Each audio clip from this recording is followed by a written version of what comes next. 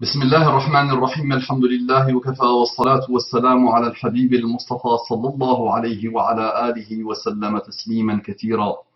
إن الله وملائكته يصلون على النبي يا أيها الذين آمنوا صلوا عليه وسلموا تسليما. رب اشرح لي صدري ويسر لي أمري واحلل عقدة من لساني يفقه قولي. إخواني أخواتي أبنائي بناتي أعزائي عزيزاتي أصدقائي صديقاتي أعدائي عدواتي mes ennemis et mes ennemis, je vous aime en Allah subhanahu wa ta'ala. J'apprends beaucoup de vous, j'avance avec vous et je suis content et honoré de partager un petit bout de chemin dans ce bas monde avec vous. Assalamu alaikum wa rahmatullahi wa barakatuh. Que la paix d'Allah subhanahu wa ta'ala, sa miséricorde et ses bénédictions soient sur vous, mes frères et sœurs partout dans le monde, mes frères et sœurs non musulmans, mes frères et sœurs en humanité. Qu'est-ce que vous attendez? Pour faire quoi? Pourquoi faire? Pour mener une recherche sincère pour répondre aux questions suivantes. Est-ce que Dieu existe? Est-ce qu'il y a eu un créateur pour l'univers? Est-ce que Dieu a des prophètes? Qui sont-ils? Qui est le dernier? Comment Dieu s'est manifesté? Est-ce qu'il y a encore une parole de Dieu, d'Allah subhanahu wa ta'ala, sur terre? Et d'autres questions, mais les plus importantes, je viens de les citer. Si vous êtes sincère, vous allez vous retrouver, vous allez vous réconcilier avec vous-même et vous allez trouver Allah subhanahu wa ta'ala. Si vous n'êtes pas sincère, ça sera votre problème, qu'Allah vous accorde la guidée, ses délices. Un frère me dit, Salamu alaykum wa rahmatullahi wa barakatuh. Wa alayka salam wa rahmatullahi wa barakatuh, ya habibi, wa akhi, wa sadiqi. Qu'Allah te bénisse. Je t'écris ce message pour que tu nous parles d'un sujet que tu n'as pas beaucoup. C'est ça, évoqué jusqu'à présent. C'est que tu n'as pas beaucoup évoqué jusqu'à présent. Cela concerne ce qui se passe en Syrie. Si je l'ai beaucoup traité, ce sujet, je t'invite, Inch'Allah, de créer un compte YouTube et de commencer à installer mes vidéos dedans avec les titres que tu choisiras. Inch'Allah, et tu commences à classer, tu fais des playlists. Moi, je n'ai pas le temps, s'il vous plaît, je suis complètement submergé, alhamdoulilah, j'essaie d'avancer comme je peux, je suis un électron libre, ça a des avantages comme ça a des inconvénients. Parmi les inconvénients, c'est que je n'ai pas eu le temps d'organiser et de classifier mes rappels. Donc, s'il vous plaît, donnez de la chance à ces rappels pour qu'ils soient vus et connus. Il paraît qu'ils sont très intéressants. Alhamdoulilah. C'est l'avis, l'opinion de la majorité écrasante des trains qui arrivent à l'heure. Les trains qui n'arrivent pas à l'heure insultent sur la durée. Et s'ils sont sincères, alhamdoulilah, finissent par comprendre. Donc, s'il te plaît, classifie et crée un compte YouTube et mets dedans petit à petit des rappels. Il y en a eu pas mal sur la Syrie et sur les problématiques liées à la Syrie. Cela concerne ce qui se passe en Syrie. Tout d'abord, qu'Allah aide nos frères et sœurs qui souffrent depuis 4 ans. Amin ya rabbal alamin. Je ne sais pas si tu sais, mais plein de hadiths semblent évoquer ce qui se passe actuellement au Sham. Ah bon? Ah bon? Je ne les connais pas, ces hadiths. Et ça m'étonnerait qu'il y ait des hadiths qui parlent de ce qui se passe actuellement au Sham. Sur la succession, donc voilà, sur le hadith, ce qui se passe actuellement au Sham, il met que ça soit le hadith sur la succession des divers pouvoirs politiques qui doit voir se terminer des régimes tyranniques avant l'émergence de nouveau d'un khilafa, sur la voie droite qui suit notre noble prophète. Donc là, il y a deux choses à comprendre dans ce paragraphe.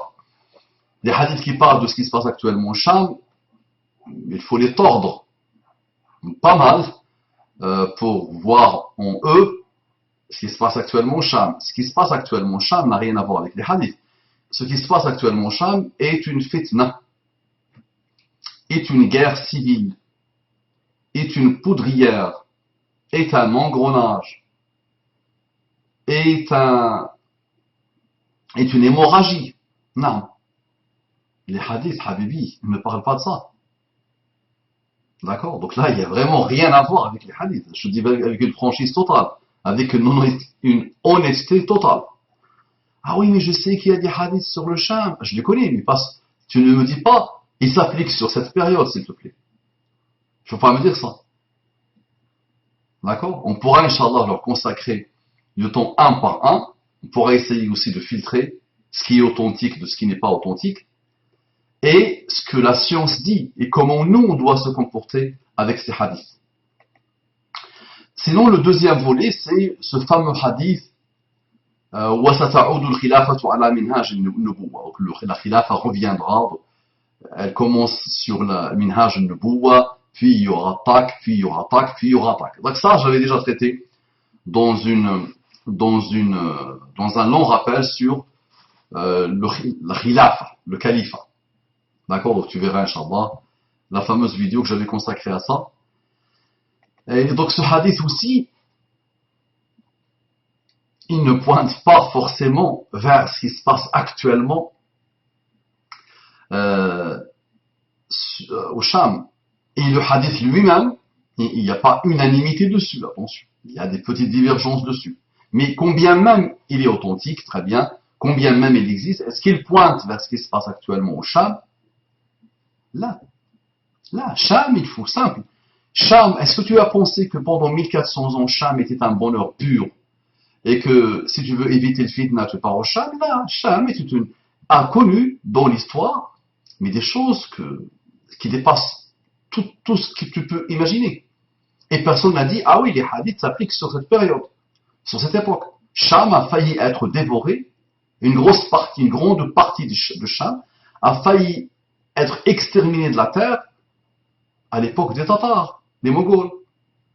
Et je n'ai pas entendu à l'époque, où ça n'a pas été rendu célèbre, que les savants, que les leaders, que les gouverneurs pleurnichaient à longueur de journée pour dire les hadiths ont dit. Ce n'est pas comme ça qu'on fonctionne par rapport aux hadiths, s'il te plaît.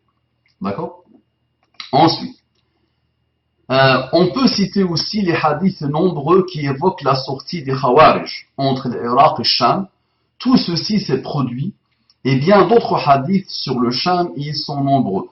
J'ai traité aussi la partie des Khawarij dans pas mal de vidéos. À toi de partir les voir, Inch'Allah. Et c'est vrai, naam, les Khawarij, on les connaît, leur début a existé déjà à l'époque de Muhammad sallallahu alayhi wa sallam, leur origine, et ils ont continué, traversé l'histoire musulmane, et ils continuent. D'accord? Donc j'ai parlé des Khawarij, j'ai parlé de fameux hadiths où Muhammad sallallahu alayhi wa sallam il dit, si lui il les rencontre, il les extermine. Extermination, c'est pas tuer, c'est exterminer. D'accord? Parce que c'est vrai qu'ils ne sont pas simples, les Khawarij. Les Khawarij est un poison. Mais qui sont-ils? Parce qu'aujourd'hui, chaque peuple, chaque groupe appelle l'autre Khawarij. Donc ils ont des indications. Et aujourd'hui, dans ce qui se passe au Sham et au Irak, il y a parmi eux des gens Khawarij purs et durs. Et ils se sont spécialisés, comme a expliqué Muhammad sallallahu alayhi wa sallam, dans l'extermination, dans l'assassinat, dans le massacre des musulmans. Le hadith le dit clairement, ils laissent les ennemis d'Allah, ils détruisent et ils tuent les croyants. Donc, naam, il y a une grande partie aujourd'hui dans la fitna qui est en train de se propager à l'Irak, au Sham, au Yémen aussi, en Somalie, naam, au Mali, au Liban, tu vois, pas mal de pays, qui déstabilisent toute la terre. Il n'y a pas de famille aujourd'hui dans le monde qui n'a pas été touchée de près ou de loin, directement ou indirectement, par les fitnas des Khawarij, partout dans les pays musulmans, ou dans une grande partie des pays musulmans. Même l'Arabie saoudienne n'a pas été épargnée. Et aujourd'hui, ces Khawarij-là ne menacent pas Israël, ne dérangent pas Israël, ne posent aucun problème à Israël, parce qu'ils veulent d'abord nettoyer la Ummah des vendus, des hypocrites, saoudiens, musulmans, partout dans le monde. Parce que tout le monde est vendu, ou la majorité écrasante, est vendue pour eux. Très bien, d'autant plus que malgré les souffrances, les morts, les complots, le manque de moyens par rapport aux ennemis, entre parenthèses, aux ennemis avec S, entre parenthèses, je dis aux ennemis car faut avouer qu'ils doivent faire face à une multitude d'ennemis en même temps. Ce ils doivent faire face, c'est qui? Les Dawa'ish, les Khawarij, Jabhat al-Nusra, Jabhat al-Muhajiroun.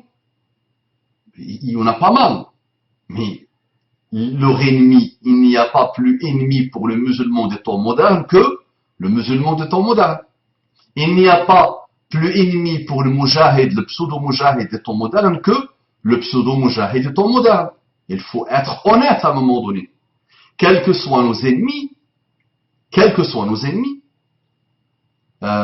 ils sont rien par rapport à nous-mêmes, malheureusement, à l'animosité qu'on se lance nous-mêmes. Notre haine viscérale que nous avons, nous, l'un pour l'autre. Dans tous les milieux, malheureusement, où il y a des pseudo-musulmans qui n'ont rien à voir avec la foi musulmane, et malheureusement, ils sont majoritaires aujourd'hui. La détestation, l'animosité, la guerre, les problèmes, la conjecture, le rabaissement, le mépris, voilà. Donc il n'y a pas plus ennemi de ceux qui se prétendent aujourd'hui mujahidoun dans ces terres, plus que les pseudo-mujahidoun eux-mêmes. Soyons honnêtes. D'accord? Donc au lieu, avant même de parler de l'ennemi, l'autre, encore heureux, j'ai souvent rappelé dans mes rappels que depuis l'aube de l'humanité, depuis Adam, il y a eu Hezbollah, Hezbollah Shaitan. Hezbollah et Hezbollah Shaitan. Hezbollah Shaitan se déploie, mettent toute leur énergie, mettent tout ce qu'ils peuvent en place pour détruire la foi, pour détruire la moralité, pour supprimer la foi, pour détruire Hezbollah. Mais pas Hezbollah, le chiite, là. Hezbollah, le sens le plus noble du terme. Et Hezbollah, ils essaient comme ils peuvent, minoritairement, mais globalement, ils s'entretuent. Ils ne mettent pas grand-chose en place pour arrêter le mal de Hezbollah Shaitan. Mais quel que soit l'ennemi aujourd'hui, quel que soit l'ennemi, commence par Shaitan, commence par Dajjal, commence par l'ennemi autre, quel qu'il soit, l'ennemi déclaré des musulmans, d'accord? Tu ne peux pas le mettre dans un pays, attention, tu ne peux pas le mettre dans un endroit. Il y en a pas mal, une multitude d'ennemis, une multitude d'enjeux. Ils sont vraiment rien par rapport à nos malheurs à nous, à nos bassesses à nous, à notre nefs à nous, à nos détestations, à nos sectarismes, à nos divisions. Donc garde-le à l'esprit s'il te plaît. Donc quand tu mets il c'est pas un corpus, c'est pas un groupe de mujahidoun. Le il c'est une multitude de groupes qui n'ont pas d'ennemis autres que eux-mêmes et qui passent leur temps à s'entretuer. Il faut le garder à l'esprit ça. Ils n'ont rien coûté aux États-Unis s'ils prennent les États-Unis comme ennemis, sachant que les États-Unis en entier n'est pas l'ennemi de l'islam. Ils ne sont pas l'ennemi de l'islam en entier. Il y a une partie, comme tout dans tous les pays, comme même parmi les musulmans, il y a des gens qui veulent combattre la morale, qui veulent combattre la religion, qui veulent combattre toute forme d'islam. Ça rien. Donc le il ne le met pas dans une balance des gens de bien. Et en face, il y a les gens du mal. Non, les gens du bien déjà, ceux qui se prennent pour les gens du bien, s'entretuent entre eux. Donc ils sont le meilleur combustible, le meilleur carburant pour aider le mal à se propager dans le monde et pour affaiblir les musulmans. Ce sont les musulmans qui affaiblissent les musulmans aujourd'hui. D'accord? Le jour où les musulmans seront unis, simple, le mal se supprime de lui-même. Mais là, c'est encore... Il faut encore plusieurs générations pour arriver à ça. Donc tranquille, ne t'inquiète pas, tranquille. Il ne veut pas accélérer les choses. D'autant plus que malgré les souffrances, ils n'ont jamais renoncé d'un iota à leur foi en Allah, à son soutien, et ont toujours mis en avant l'islam dans leur lutte. Mais qui sont-ils? Ne croient pas aussi que ceux aujourd'hui qui sont en Syrie, partent pour faire le djihad, pour la foi, pour le iota de la foi, et pour... Ah non.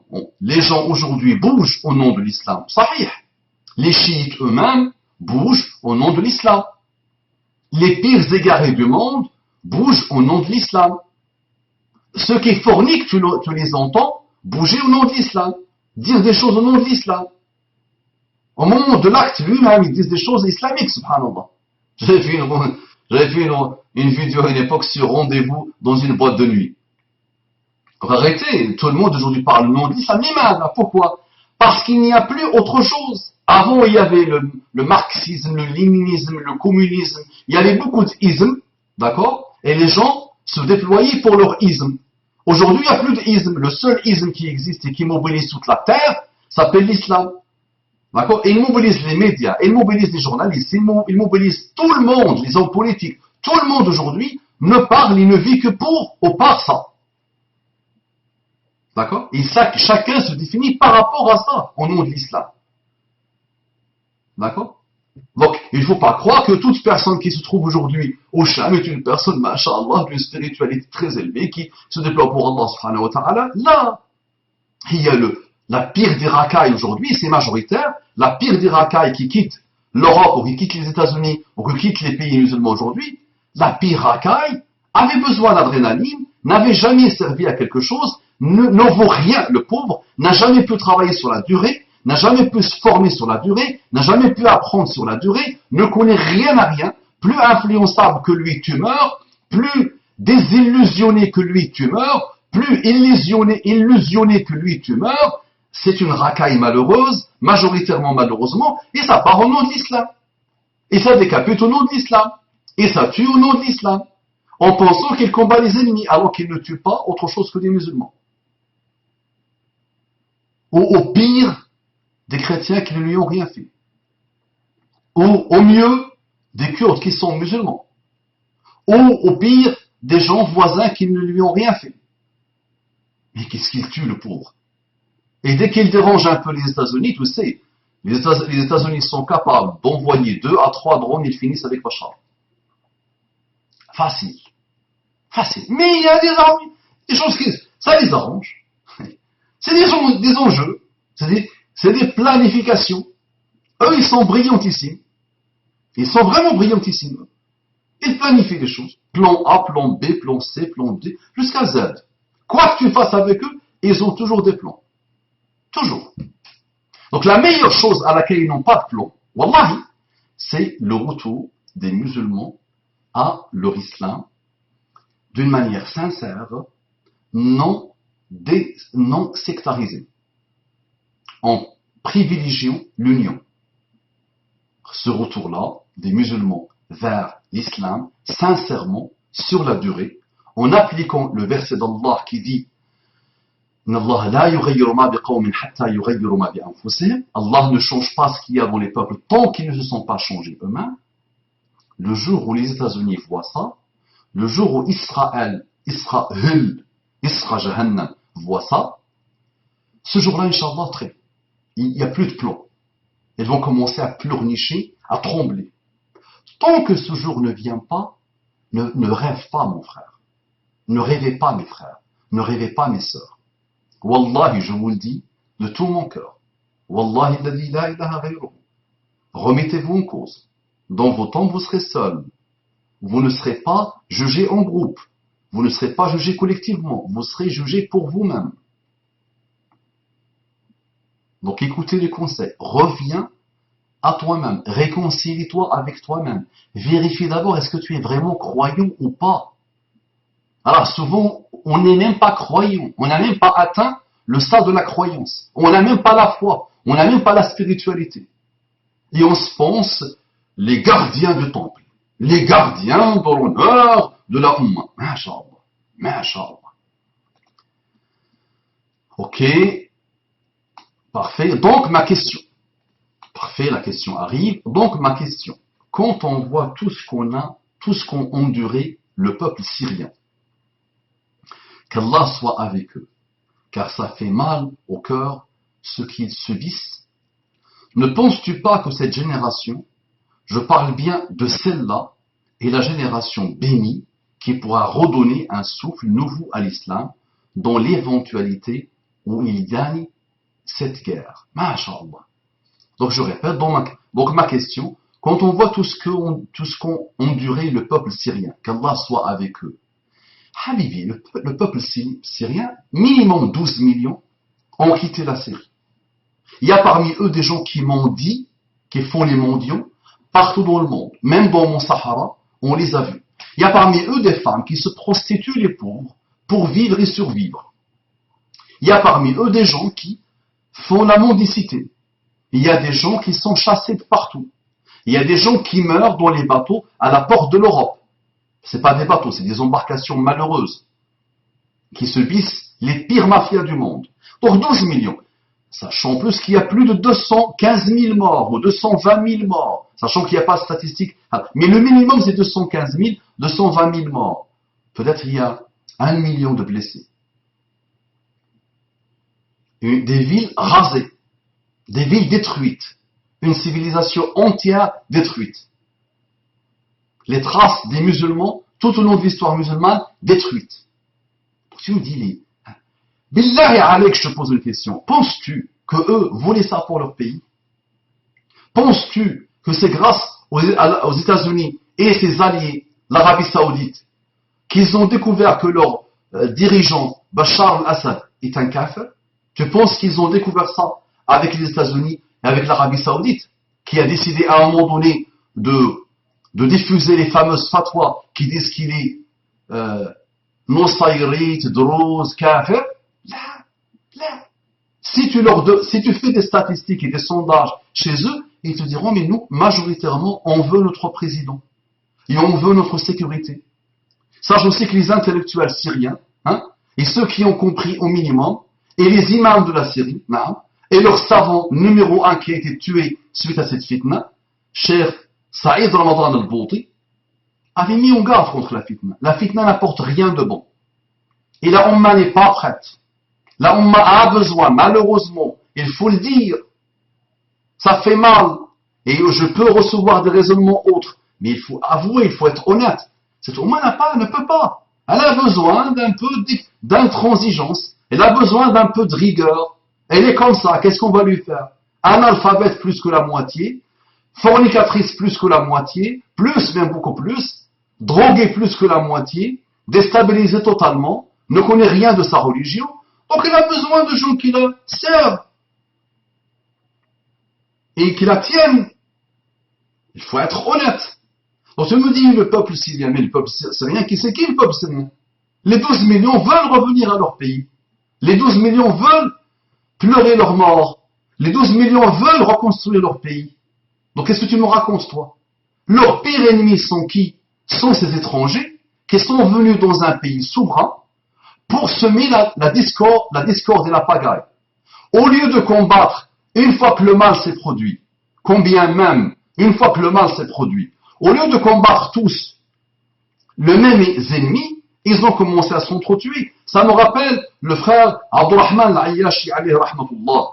Wallahi subhanallah, quand je me rappelle de lui, je pleure et je lui fais des doigts à chaque fois que je me rappelle de lui. Et je lui fais des doigts pendant la prosternation. J'avais échangé avec lui un certain temps avant sa mort et les derniers jours avant sa mort. Et je disais, le jour où ils auront le pouvoir, ces musulmans, ils vont te tuer le premier. Le premier, tu vas être tué. L'imam, ça a toujours été comme ça. L'imam, parce que les musulmans, on dira lui, il est un peu modéré, lui. Ah non. Ah, il n'est pas comme nous. Ah non, nous, les musulmans authentiques. Ah, sur cette position-là, il mérite la mort. Alors qu'Abdurrahman al-Ayyashi a donné sa vie pour l'islam. Il a combattu Bachar, il n'a pas combattu ses frères. Subhanallah, Bassam al-Ayyashi, son père, qui faisait tout, qui avait remué le ciel et la terre pour rentrer en Syrie, pour quitter la Belgique et rentrer en Syrie, récemment, il paraît que il a présenté un mort, il parlait d'un mort, il dit voilà, il a combattu Bachar, il a combattu Dawash, une chose qui ressemble à ça. Et il a été tué par le pire des deux. Et le pire des deux, c'est qui? C'est Dawash. Aujourd'hui, Dawash, et depuis maintenant quelques temps, Dawash détruisent les musulmans, massacrent Jabhat al-Nusra, massacrent les autres groupes, ils s'entretuent entre eux. Donc arrêtons, mettez-vous. Mettez-vous en cause, mettez-vous en cause. Arrêtez de rêver. Arrêtez de rêver. Ces hadiths, je te le dis, ces hadiths, d'accord, n'ont rien à voir avec ce qui se passe actuellement. Et maintenant, je vais te les analyser un par un, Inch'Allah. Je prévois une série sur ça. Je vais te les analyser un par un. Pas avec ma parole à moi, parce que moi, je suis un vendu. Moi, je suis un hypocrite. Moi, je ne suis pas sur l'islam authentique.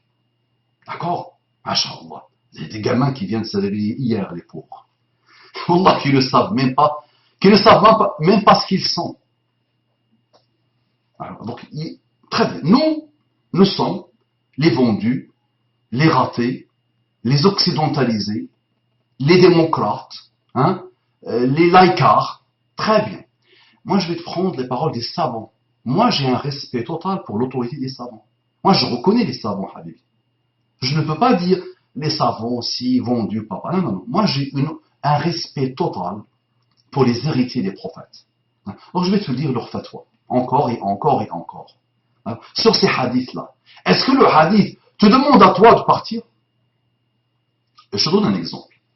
Tu parles des hadiths de Sham. Sham, c'est pas la terre la plus aimée par Allah subhanahu wa ta'ala. Il y a Makkah al-Mukarrama, ensuite le Medina, et après il y a Sham qui arrive. Hein? Il y a pas mal d'endroits dans le monde qui ont été cités dans les hadiths. Mais ces hadiths-là, est-ce qu'ils te disent, toi, dans tel endroit donné, à telle époque, tu dois obligatoirement partir dans cette terre? Là. Est-ce qu'ils disent que les gens qui habitent dans cette terre sont des gens sacrés? Ils sont des gens brillants. Ils sont des gens saints. Et puisque toi tu habites en France, eux ils sont supérieurs à toi. Parce que Allah, c'est Allah qui a décidé. Allah a voulu qu'ils naissent dans cette terre. Là, tu peux vivre à côté, hein, d'un grand casino à Las Vegas, d'accord, où tu vois tous les jours les femmes nues, la prostitution, le façade à l'infini. Tu peux être meilleur que quelqu'un qui est le voisin de la Kaaba al-Musharrafa. Va étudier ta religion. Ça ne veut rien dire. Wallahi, ça veut dire des choses là. Muhammad sallallahu alayhi wa sallam te dit, te donne une indication, te donne un constat, te donne une prophétie. Mais ça ne veut pas dire que toi tu dois quitter. Habibi, mes grands-parents à moi. D'accord? Un cas concret. Mes grands-parents à moi. D'accord? Ont quitté la terre la plus aimée par Allah, Makkah al-Mukarrama. Et ils ont quitté Medina, qui vient ensuite. Et ils se sont installés en Mauritanie. Si la terre était à ce point sacrée, ils restent, ils ne bougent pas, même s'il y a des menaces, même s'il y a quoi que ce soit. Un autre exemple, Ali ibn Abi Talib a quitté Medina al-Munawwara. Il aurait pu rentrer à Makkah après la mort de Muhammad sallallahu alayhi wa sallam. Il aurait tenu le raisonnement qui dit, oui, Makkah, c'est la terre la plus aimée par Allah. Très bien, je reste à Makkah. Là. Il est parti à Medina. Ensuite, il est parti où? Il est mort où? Dans une terre douteuse. Et est-ce que ça veut dire que cette terre douteuse veut dire que tous ceux qui y habitent sont douteux et malheureux? Non. Il est mort à l'Irak. L'Irak, Habibi, l'Irak, attention. Il y a des hadiths qui parlent de l'Irak. Il y a des malheurs qui viennent de l'Irak. Il y a une histoire sanguinaire à l'infini à l'Irak. Hein? Ça nous réserve toujours des surprises, l'Irak, subhanallah. Il est mort à l'Irak.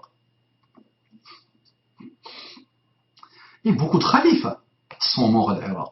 Et beaucoup de khalifas sont morts en Andalousie. Et les descendants de Muhammad sallallahu alayhi wa sallam sont morts en Inde. Et partout dans le monde, les descendants de Muhammad sallallahu alayhi wa sallam qui ont quitté cette terre pour propager l'islam. Donc c'est pas la terre qui fait de toi quelqu'un. Là. C'est tes actions. Tu peux être al-Kaaba al-Musharrafa juste à côté, et tu es le pire des shayatin. Et vous les recevez dans vos pays, les Saoudiens. Ils viennent fourniquer dans vos pays, dans le Maghreb. Avant, ils le faisaient au Liban, et ils le faisaient dans d'autres pays. Ils scannent et sans filmer, les paparazzis surveillent tout. Aujourd'hui, ils partent dans le Maghreb. Et ils fourniquent avec plusieurs, ils font des partouzes. Ce sont des gens qui viennent de la terre sacrée. Donc ce n'est pas la terre, et ça c'est une parole de Salman. La terre ne sanctifie personne. C'est pas l'endroit. Donc arrêtez de rêver. Je donne un autre exemple. Mohammed sallallahu alayhi wa sallam, quand il a été chassé de Makkah al-Mukarrama, il était triste. Et il a montré l'amour que Allah a pour Makkah et que lui-même a pour Makkah. Mais ce sont ceux qui habitent Makkah, les Quraysh, qui m'ont chassé, qui m'ont sorti. Quand il a conquis Makkah, il aurait pu s'installer à Makkah. Puisqu'on tient le raisonnement qui dit c'est la terre qui rend la personne quelque chose. Ben, il aurait pu rester à Makkah. Là, il a quitté Makkah, il est mort à Al-Madina, le Munawwara. Et je peux te sortir une tonne d'exemples. Donc gardez à l'esprit une chose, que c'est dire de Muhammad sallallahu alayhi wa sallam ce qu'il ne dit pas. C'est tordre les textes quand je dis les hadiths, à 100%, ils parlent de cette époque. Là. Maintenant, moi, je sors d'autres hadiths. Si vous aimez l'eschatologie à mort, masha'Allah. Muhammad sallallahu alayhi wa sallam, il te dit que le jour du jugement ne viendra pas tant que les musulmans n'ont pas, quoi, vénéré et adoré les statuettes. Lat. J'ai même vu dans des hadiths, à vérifier leur authenticité, le Hubal. Ah bon? Ah oui. Ah donc il y a des hadiths qui parlent de ça. Donc imagine, même quand les musulmans ont dévié après la mort de Muhammad sallallahu alayhi wa sallam, majoritairement, ils n'ont plus adoré les statuettes. Donc nous sommes pires que cette époque-là. Donc à notre époque, il y aura, pas une autre époque, une époque, on ne connaît pas laquelle, on ne sait pas quand elle va venir, hein? On n'a pas d'indication sur elle, au niveau de l'année, hein? Ni de l'endroit. Il y aura des gens qui vont adorer des statuettes, des musulmans qui vont adorer des statuettes. Il y a même des hadiths qui te parlent qu'à une époque, on va se battre, il dit safe, l'épée. Et des gens essayent de comprendre, est-ce qu'on va se battre avec safe, comme à la belle époque, ou on va se battre, safe est une métaphore pour dire les armes. On ne sait pas. Les armes nucléaires ou autres. Donc je peux te sortir des hadiths, et des hadiths, et des hadiths. La conquête d'Oromiyya, elle-même, il y a des hadiths qui parlent de la conquête d'Oromiyya, Rome. On n'a pas encore vu. On ne sait pas comment. Les savants spéculent. Ils essayent de comprendre. Mais jusqu'à aujourd'hui, on ne sait pas comment. Cette terre d'Oromiyya, on sait que ça va se produire. On ne sait pas ni quand ni comment. Même la conquête de Constantinople. On pense que la conquête décrite dans un hadith qui est daïf pour une grande partie des savants, mais qui est connu, réputé, très connu, mais qui est daïf pour une grande partie des savants, ce fameux hadith qui nous annonce qu'on va conquérir Constantinople, Istanbul. Il y a des hadiths, il y a des gens qui te disent que c'est pas cette conquête. Non, il y a une autre conquête. C'est pas la conquête de Mohammed al-Fatih, Mohammed le conquérant, qui a permis 8 siècles ou 9 siècles après que Mohammed sallallahu alayhi wa sallam l'a annoncé, et après que beaucoup de khulafa et beaucoup de gouverneurs et beaucoup de rois ont tout essayé pour la conquérir, ce n'est pas cette conquête-là de laquelle Mohammed sallallahu alayhi wa sallam a parlé, il y en aura une autre. Donc, par rapport à ces hadiths, nous devons avoir un minimum d'éducation. Il y a un minimum de science. Il y a un minimum de crainte d'Allah. On n'a pas le droit de dire ce hadith-là parle de cette époque-là, tant qu'on n'a pas des choses claires. Aujourd'hui, ces hadiths ne peuvent pas décrire. Mohammed sallallahu alayhi wa sallam ne peut pas être fier et content de savoir que la Ummah utilise ces hadiths et les applique sur les pires shayatines qui détruisent la Ummah, pire que les pires ennemis. À qui profite le crime? À toi de répondre à la question. À qui profite ce qui se passe en Syrie? À qui? Aux ennemis d'Allah, aux ennemis de l'islam. Aujourd'hui, Israël, Jahannam, n'a jamais été plus contente qu'aujourd'hui. Mais il est comblé. L'Égypte, c'est fini. La Syrie, c'est fini. La Jordanie, ça peut exploser à n'importe quel moment. Le Yémen, c'est même pas la peine. l'Arabie saoudite détruit les chiites de Yémen, le combat. La Somalie, c'est même pas la peine. Le Grand Maghreb, instabilité totale liée à la pauvreté, liée à beaucoup de malheurs. L'Arabie saoudite, protégée par les États-Unis depuis 60 ans, pacte de non-agression, de non-agressivité. L'Indonésie, le plus grand pays musulman, c'est hors du temps. Ils sont hors du temps. Les pays musulmans de l'Afrique sont hors de l'univers. Arrêtez, s'il vous plaît. Arrêtez.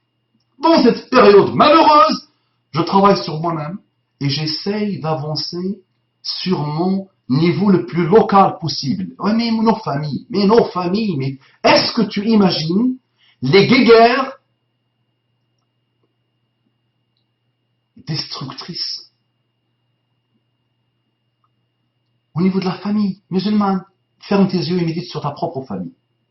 Moi, quand je médite, je vois des gags, mais je vois des ravages, mais je vois des malheurs, mais je vois la haine, je vois la détestation. On n'a même pas réussi à installer une khilafa. Qu'est-ce que c'est que le khilafa?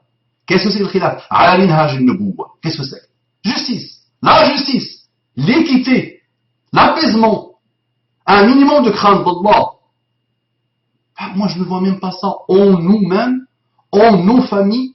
C'est pas famille, oncle, tante, grands-parents, non. Ah, je te parle de la famille, toi, ton épouse et tes enfants.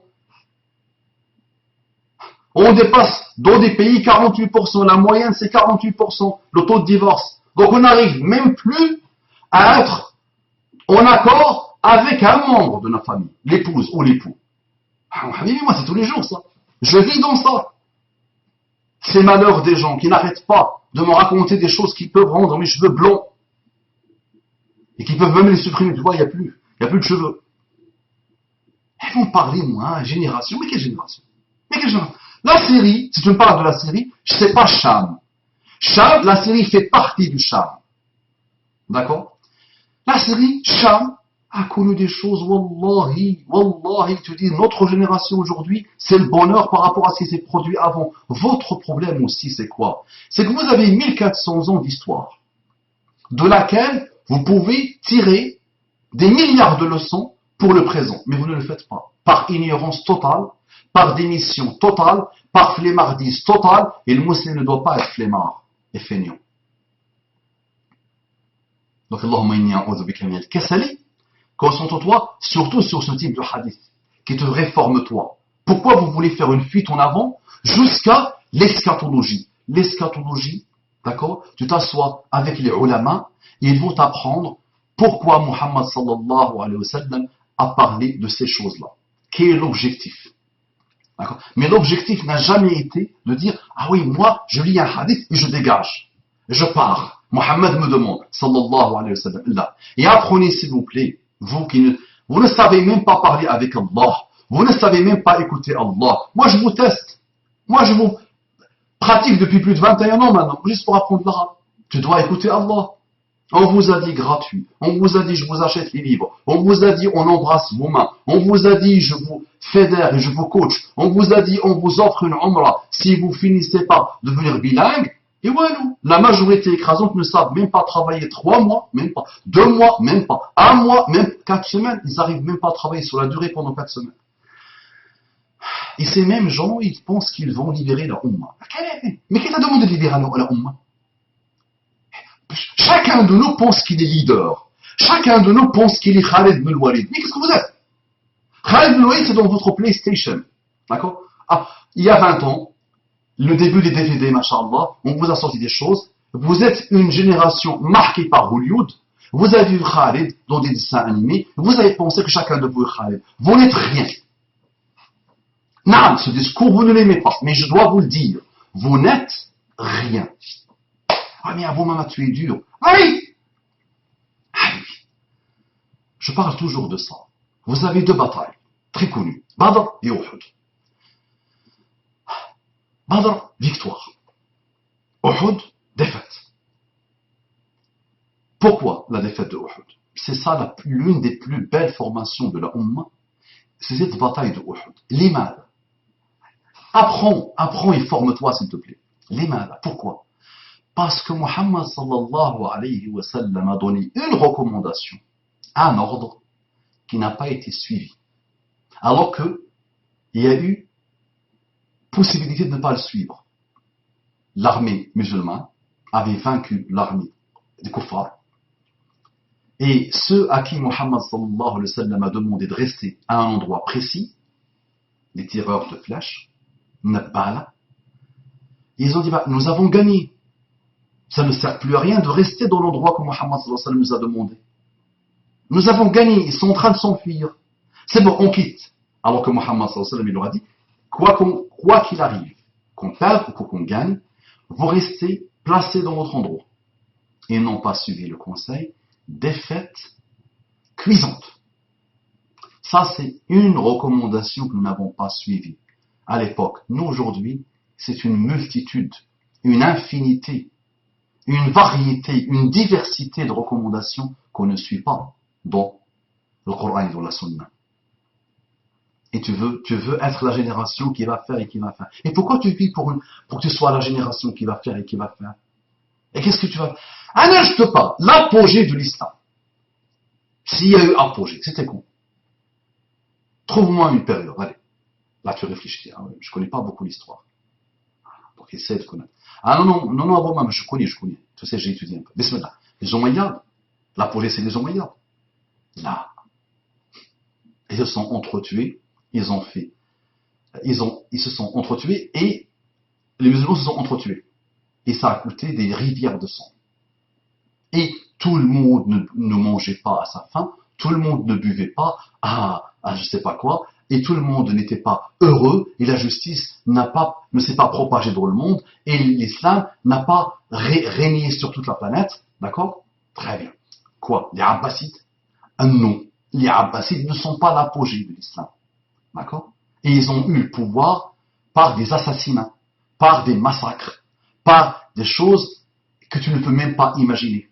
Donc ça, c'est pas la khilafa. Ok. Les Ottomans, prenons Sultan Suleiman, l'apogée de l'apogée. Le moment où on a contrôlé la majorité des terres, presque la totalité des capitales du monde, ou la majorité. Le summum, l'apogée de l'apogée. Et malgré ça, il y avait de la pauvreté, il y avait de la fornication, il y avait du façade, il y avait. Qu'est-ce que vous entendez, vous, de cette khilafa? La khilafa est quelque chose que vous avez fantasmé dans vos têtes, qui vous permet de faire une fuite en avant. Et qui vous permet, au lieu de vous concentrer sur vous-même, à faire une fuite en avant pour ne rien faire et tuer. C'est trop facile de tuer, difficile de faire vivre. Très facile d'exterminer, difficile de donner la vie. Tu ne peux même pas garder une femme et un enfant pendant une année, dans la joie et la bonne humeur et la khilafa. Tu n'arrives même pas à faire ça. Tu n'arrives même pas à avoir une relation saine avec tes deux parents, avec tes frères et sœurs. Et tu veux, machallah, être la génération qui va rendre l'honneur de l'islam. Mais quel honneur? Rends l'honneur à toi. Et une spiritualité. Tes pires ennemis te disent que tu n'as même pas la spiritualité. Ils le disent, ils l'observent, ils le voient. L'autre jour, j'entendais Caroline Forrest. Tu vois la chose. Minable. Malhonnête et minable. D'accord? Mais il a dit une parole juste. J'étais étonné, ce parole. Elle a dit, je le dis avec mes mots à moi, dans tout le temps là que j'ai observé, dans tout mon déploiement, dans toutes mes rencontres, j'ai rarement vu des musulmans qui ont la spiritualité, la foi. Et elle a raison. Et moi je dis la même chose. Moi j'ai rarement vu, mais vraiment rarement vu, des gens qui portent vraiment la spiritualité et qui sont au minimum croyants. Je veux dire, oui, mais ça c'est Allah seul qui le sait. Non, la taqwa. Mais on peut repérer les gens, on peut les observer. Donc j'ai traîné avec tous les groupes. Tous les groupes. Tous ceux que tu entends pas, je les ai vus pratiquer et vivre. D'accord? J'aurais pu avoir le pouvoir chez eux. Il aurait pu me placer, machallah, et j'aurais gagné du pouvoir et de l'argent et la réputation. Ça ne m'a jamais intéressé. Mais j'observais un peu les gens. Les chiites, les soufis, les tabliri, les salafis, les pseudo-salafis, les ikhwanis, tout ça, je les ai vus. D'accord? Mais c'est vrai que j'ai toujours, subhanallah, remarqué que chez les meilleurs, même les imams, même les prédicateurs, même les responsables associatifs, il y a une chose que j'ai rarement vue, la vraie foi et la vraie spiritualité. On va dire, oui, mais la vraie, c'est quoi? Ça, tu l'apprendras un jour, Inch'Allah. Cherche-la d'abord en toi, Inch'Allah, cette spiritualité. Et une fois, tu verras qu'elle n'est pas simple à avoir. Donc, développons-la, s'il vous plaît. Développons-la, s'il vous plaît. Essayons de la voir, essayons d'atteindre cette wilaya, Inch'Allah. C'est ça le plus important. Et c'est sur ça que tu rendras des comptes. D'accord? Ah oui, mais Abu Mam, man lam yahtamma bi umuri al-muslimina falaysa minhum. Celui qui ne s'intéresse pas aux affaires des musulmans, qu'il sache qu'il n'en fait pas partie. Oui. Donc intéresse-toi au niveau local. Il y a tellement de choses à faire, alhamdoulilah. Pourquoi tu veux partir jusqu'à une terre de guerre civile où il n'y a plus rien à comprendre? Walou. Plus rien à comprendre. Et si jamais il gagne, tu mets à la fin? Ah non, non, il n'y a rien à gagner. Qui va gagner? Qui va gagner quoi? Qui va gagner quoi? Aujourd'hui, ils vous manipulent, ils vous préparent pour dire Bachar est fréquentable. Il vaut mieux 1 milliard de Bachar qu'un Khariji sur terre, ou qu'un Daeshi. Il vaut mieux que toute la terre musulmane soit dirigée par des Bachar, au pire par Hafez al-Assad lui-même, que avoir un Daeshi sur terre. Un seul. Ils sont là pour un intérêt des ennemis, les Dawash. Mais à un moment donné, il faut les exterminer. D'accord? Donc un jour ou l'autre, ils appuieront sur un bouton et ils les extermineront tous. Ils ne pourront pas, malheureusement. C'est les Dawash, le Khawarij. Ils se manifestent de plusieurs visages, plusieurs manières, plusieurs méthodologies, plusieurs. Mais ils sont toujours les mêmes. Toujours les mêmes. Ils sont là, malheureusement. Ils resteront là. À nous de savoir comment les gérer. À nous de savoir comment ne pas les laisser empoisonner la Oumma. D'accord? Ils ne combattent rien. Ils se combattent entre eux. Ils vont se diviser à mort. Ils vont s'entretuer à mort. T'inquiète pas, mon ami. T'inquiète pas, Inch'Allah. Ou inquiète surtout beaucoup. Inquiète-toi beaucoup, Inch'Allah, mais surtout pour toi. Et pour ton niveau local. Essaye d'aider dans une association. Essaye d'apporter quelque chose. Ah oui, mais vous nous parlez toujours des comportements. Ah mais vous n'avez pas de comportement, c'est normal. Et Mohammed sallallahu alayhi wa sallam est venu pour le comportement. Ah, adorer Allah, c'est quoi? Adorer Allah, c'est entre toi et lui. Et après, ça doit se manifester dans un comportement. Hein?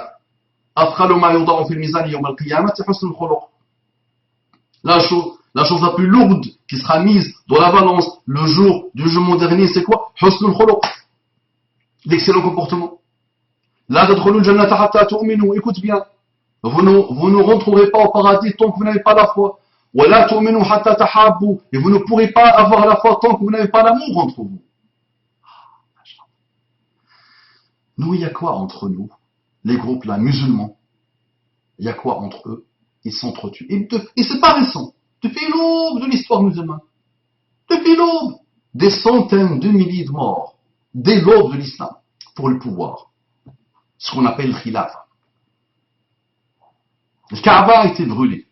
La moitié de la Kaaba a été brûlée par les manjaniques à 2 reprises. Par les boules de feu. Le Madina a été encerclé. 3 jours. Et on a massacré les Sahaba. On a massacré ceux qui ont appris le Coran. Les Huffaz. On a massacré les meilleures créatures d'Allah sur terre. Après les prophètes. Le Hussein, surtout le Nabi Muhammad sallallahu alayhi wa sallam.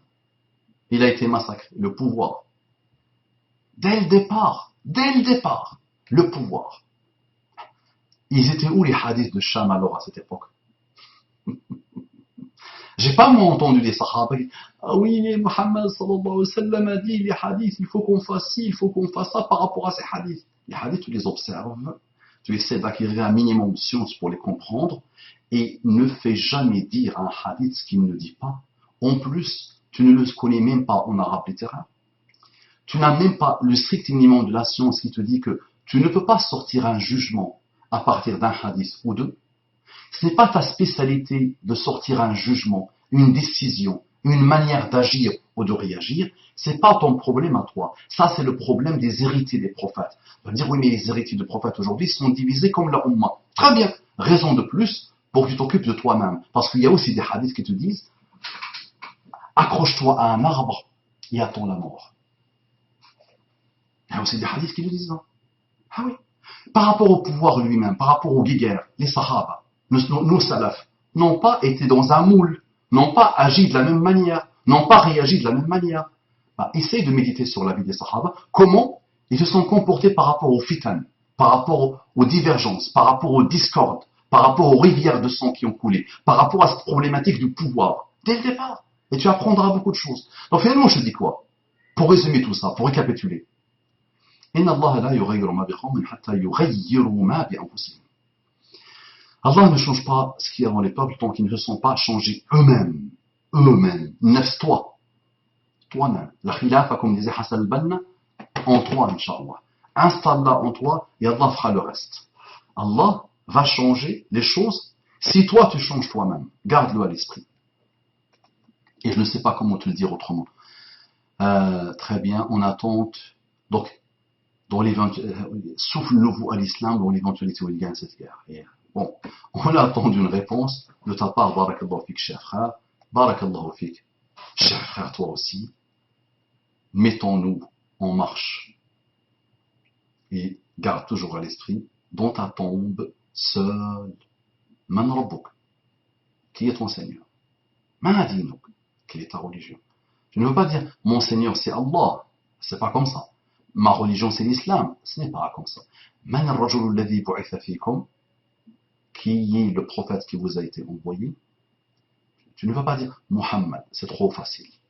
C'est ta vie que tu as menée, ta spiritualité que tu as cherchée, ta foi que tu as cherchée, que tu as traduit en excellent comportement, ta capacité à demander pardon à Allah subhanahu wa ta'ala pour les péchés infinis que tu commets, d'accord? Ce que tu as pu essayer d'apporter comme tu peux, selon tes capacités, selon tes possibilités. Allah ne te demande pas plus. D'accord?